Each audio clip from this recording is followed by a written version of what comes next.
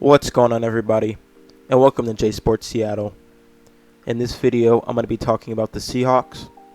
I'm going to just do a quick preview against the Lions tomorrow on Monday night. We will be playing in Detroit for the third consecutive year. I don't know why they don't just go back to Seattle for once.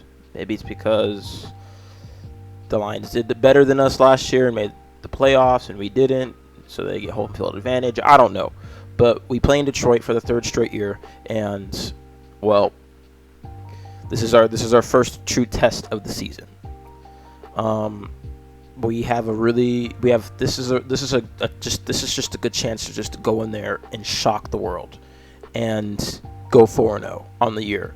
We go 4-0, and our chances of making the playoffs are basically solidified. So this is a huge opportunity for this team to take, and I'm sure these guys know it. I'm sure Mike knows it. I'm sure he knows that we've been gifted a few wins, the past couple wins with easy schedule. But from here on out, we have one of the hardest schedules in the league. So this is a huge chance to really prove ourselves and see who we really are in the league. First off, let's go over. I'm going to go over injuries before I go over how I think we can get away with this win. So firstly, injuries. I'll start with the good news. The good news is we get Kenneth Walker back. He will be back, and we'll have K9 and Charbonnet in the backfield. So huge addition back to our offense, and we need him because on defensively we are hurt. Half of our front seven is just our front seven just decimated right now. Boye Mafe's out, Byron Murphy out, Leonard Williams out, and then Uchenna Wosu out for a fourth straight game. So it makes me wonder if we should have put him on IR to start the season. But no, he's not. And then Jerome Baker is questionable with a hamstring injury, and I don't really know if you should really do that because I feel like the last time you put him in with that hamstring injury, it aggravated it. So I feel like this is the time where you got to put him out, keep him out, and put in Tyrese Knight. Because Tyrese Knight is good too. So he's been playing good, I should say. But it looks like we'll have Farrell Brown, Noah Fant. They'll be in. It's just they're just taking it easy. We have an extra day of rest too, which is nice. So a lot of these guys will be. I was hoping that most of these guys would be healthy, but we are missing 4, potentially 5 huge players on that defense. But it's next man up mentality, and whoever's up next, Reed, Hankins, Hall, like they're all Miles Adams if he's there. Yep, Miles Adams. They're all gonna have to step up and prove their worth. And I'm sure that's what Mike's telling these guys. Like, hey, you're up next, so you got to go out there and you got to play and you got to perform. So we'll see what happens. Lions, they are missing a couple of people, huge people. First off, they're missing their all-pro center and Frank Ragnow, however pronounce it. He's gone, and then this just came in a few hours ago as of the making of this video, or a couple hours ago. Brian Branch is listed as doubtful. Apparently, he has an illness now, and he will not play. And he was originally their slot corner, but he transitioned to safety, and he's been good for them. So if he's out, that means they'll be missing him, and they'll be missing safety. I'm gonna say his last name, Malifan. I'm gonna butcher this, but Malifanowu. And he's been placed in injured reserve. Laporte will be in though. They'll have their left tackle. They won't have their tackle in, and Dan Skipper. Frank Ragnow will be out, but they will still have Penei Sewell, and they will have. Oh, actually, he's in, right?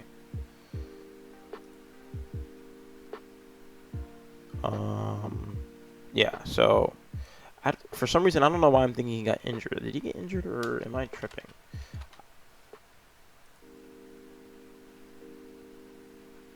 Okay, no. I don't know why I was thinking he had some sort of season-ending injury, but I guess he's good. Okay, so yeah, they have him in.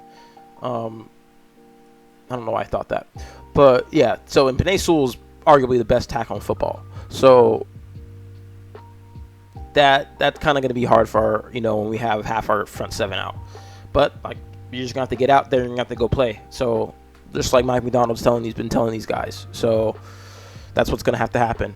So in terms of how we're going to have to win this game, they haven't been able to score points recently in the fourth quarter, and they've been struggling to score points really all season. I mean, not struggle, but they just haven't been scoring as many points as they have last year.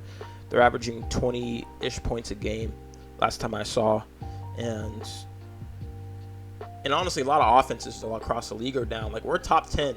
We're scoring 24 points a game throughout 3 weeks, and we're considered a top 10 scoring offense. A lot of offenses are down to start out the year, and defenses are really starting to come alive. And that's which is surprising considering that offense has been favored with the touchback moving the ball from the 25 to the 30. So that's kind of crazy to think about. But the way to win this game, I say, is you got to bottle up the run because their run game is insane. They are really, really good in the run. They're like top. I think they're the best running team in the league, or like top 3 running team in the league. So they got Jahmyr Gibbs and David Montgomery. You're gonna have to somehow you're gonna have to bottle them up, because if you can't bottle them up, then you're just gonna open yourself and be susceptible to the play action and the pass. So, and Jared Goff, when he has play action, has good protection, that dude can pass. But when he's under duress, like you saw last week or you've seen in the past, he will make mistakes. So you're going to have to get pressure on Goff on the edge or up the middle, either way. Mike McDonald will figure it out. He'll know what to do, I feel like, with what we have. But that's the way that you're going to have to beat them on offense. On defense, you're just going to have to attack their weak spots. You're going to have to make plays on offense. You're going to have to run the ball. You're going to have to establish the run game. As with any game, you're going to have to establish the run game. And then you're going to have to, get your, like I said, you're going to have to get your ball to your playmakers. You're going to have to get it to JSN. You're going to have to get it to DK and lock it. Sorry for the voice crack. I need water. But that's how you're going to be able to win offensively, is attacking their weak spots. They're going to be out starting safety. 2 of their starting safeties, most likely. 1 is confirmed out, and the other is most likely out. So you're going to have to attack their over the middle and in their weak spots. So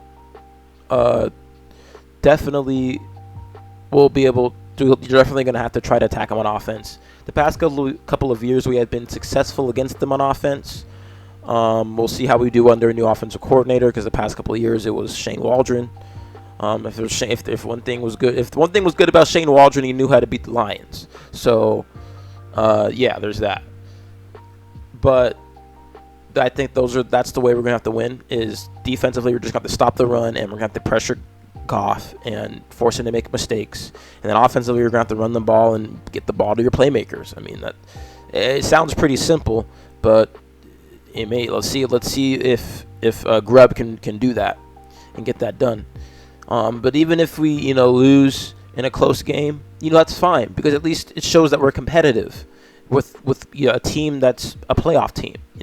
I'm hoping we can come out with the win, and I'm hoping that history will continue to lean in our favor, and that we can continue to own these guys. But it's a new year, it's any given Sunday, or in this case Monday, and you're gonna have to. We'll have to find out. So you just have to wait and find out. But I was watching McDonald's press conference yesterday, and apparently he will have the team operating on Pacific Standard Time. So even though it'll be dark there and it'll be 8:20 their time, he's gonna have them at 5:20, which is smart. Because when you want to come back to, because what I saw is we have 3 games in an 11-day span. We have Monday night tomorrow, then we have Sunday, then we have a shorter week, and because we play against the Giants on Sunday, and then we have the Niners next Thursday on Thursday night. So 3 games in 11 days. And I feel like a lot of these guys that are out, we're just trying to save them and preserve them, because it is a long season, and we're going to need these guys down the stretch. So definitely a good call to rest these guys. And I do believe we need to rest Jerome Baker, and I do believe he needs to be out as well. Because it is a long season, and we'll need him later on in the season when we face like the NFC North. Like there was a span where there was like a 3-game stretch where we faced 3 straight NFC North teams. We have the Lions tomorrow, and then later on in this I think week 12 to 14 we face, I think, the Vikings and the Packers and the Bears. So we're gonna need these guys. So definitely rest up, and yeah. But yeah, let's go in and let's go. This is our first real test, and let's see if we can pass. So, but I think that's all I have for this video. I will be making another video, probably a post-game video tomorrow. We'll see what I'm going to be watching a lot of these games today, see what happens in the NFC West, see what happens. So I'll keep up on that. And if you like the video, make sure to like, comment, subscribe, and share for more Seahawks and Seattle sports content. Thank you for stopping by. Have a good day. And go Hawks, go Mariners, and go Kraken.